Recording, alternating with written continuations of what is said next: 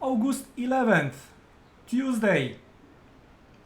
US cash market is open right here, right now.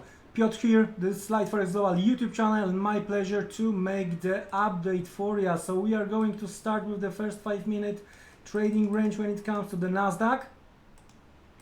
And I'm going to also try to discuss with you the current market situation because it's unusual for now.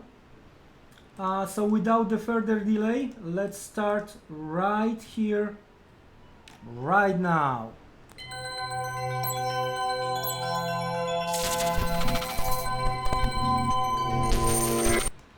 Okay, so first 5-minute trading range, let's see what we are going to get. If you remember yesterday, we were discussing the possible head and shoulder, and I told you that it might not work the way we expect, right? So meaning that the counter move may occur, and to be honest with you, actually that's exactly what happened, right? So if you were waiting for this, right, we took like 40% only, so there was a beautiful, nice invitation for the sellers, which were countered with this V formation. The only way, unfortunately, the only way to join the party against the head and shoulder was towards the end of the session. So congratulations if you were able to trade that one, right? I didn't. Now with this aggressive pullback, I skipped the possibility to join the party again. Been waiting for the cash open, but the cash open is much lower. So if you haven't been stopped out, well, I don't know if you wanna be still long here. So guys, manage your position accordingly, okay? Manage your position accordingly. We are going to get back to the 1-minute chart. Plenty of things. One of the reasons behind this particular market move could be US data, PPI, right? We have CPI coming next, but today we got PPI, and it was much higher than what market was expecting. Guys, we were discussing this quite a few times. Inflation could be the problem here. Could be the problem here. Anyway, let's have a look, because now the shorts are coming back into play. Yeah, the shorts are coming back into play, guys. How we are going to try to trade it out, right? Around the US cash open, if seen retest of that level, right? That could be something tradable for me, all right? That could be something tradable for me. So we are talking about the levels somewhere here, and not necessarily we might see some higher levels, because all those buyers here, if not stopped out, they are nicely trapped. They are nicely trapped. So US cash open is what I'm looking for, at least for now.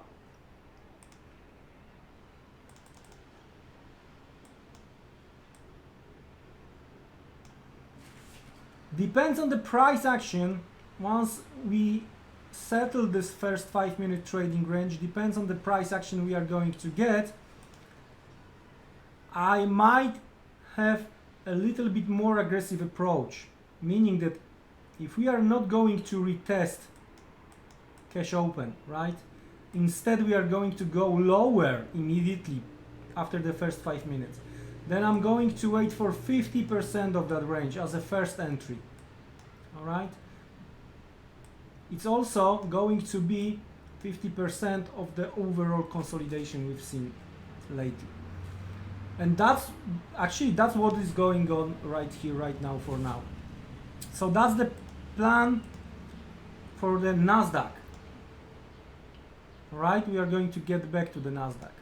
Euro dollar. Unfortunately, I was not able to join the party on the pullback because there was no pullback, if you remember our morning meeting. But instead, we hit supply, where exactly were discussed almost to the pip. Congratulations if you are short. And I'm trading twice. I'm still in. And of course you can monitor the real-time developments. A link is in the description. Nothing to add for now. I'm waiting for the retest of the 1750, 1740 zone, where I'm going to cut half. I'm going to move my stop lower on the shorts, and on a smaller time frame, if I'm going to see that anyway euro is trying to fight, I may for a short period of time try to trade also long to grab few pips. But based on what I see right now, I do not expect that action. All right. And finally, cable. All right. It might end up that the morning discussion about this range and the failure could come into play right now. Of course, we are testing very important level because of the breakout. So I'm waiting for 3080, 3075 to give up and retest. So I'm looking for a give up, retest, continuation. Overall, guys, if you are watching the market this week, it's choppy, it's, you know, might be too soft, right? Plenty of stops, both sides been taken out, aggressive moves, upside, downside. So when I see something like this, lowering exposure could be the name of the game. Lowering exposure could be the name of the game. If the move to the downside will persist on the stock, okay, if we are going to go lower, then the last one today is Australian dollar. I'm going to try to trade Aussie USD with the move, with the aggressive move currently in play because of the retest of this supply, right? But there is a conservative possible approach on the break of first weekly open, we are fighting right now, and then daily open, right?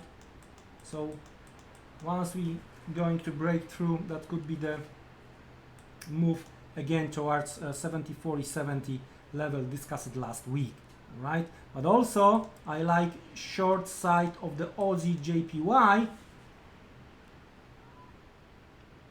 All right, I like the short side of the AUDJPY here. There was some kind of the stop count. There was a base on the higher close open, right? So what I'm looking for here is either some kind of the rejection at the top over here, right, from the aggressive perspective, or move below the weekly open from the conservative approach. Okay, so that's how I see Aussie JPY. With that being said, guys, I would like to say big thank you. Again, don't be trapped. Okay, 1 second, because there was no big move to the downside. So I'm going to, before we going to say goodbye, I'm going to watch this daily cash open. All right, guys? So be careful, lower your exposure. It's gonna be easier for you to manage. Even if the position is going to be on a losing side, it's gonna be much easier for you to manage that one, right? Very aggressive market, both sides. Something is going to happen, something is about to happen.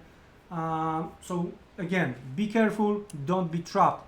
Later today or during the next Tokyo session, we have RBNZ, so I might get back with the New Zealand dollar update.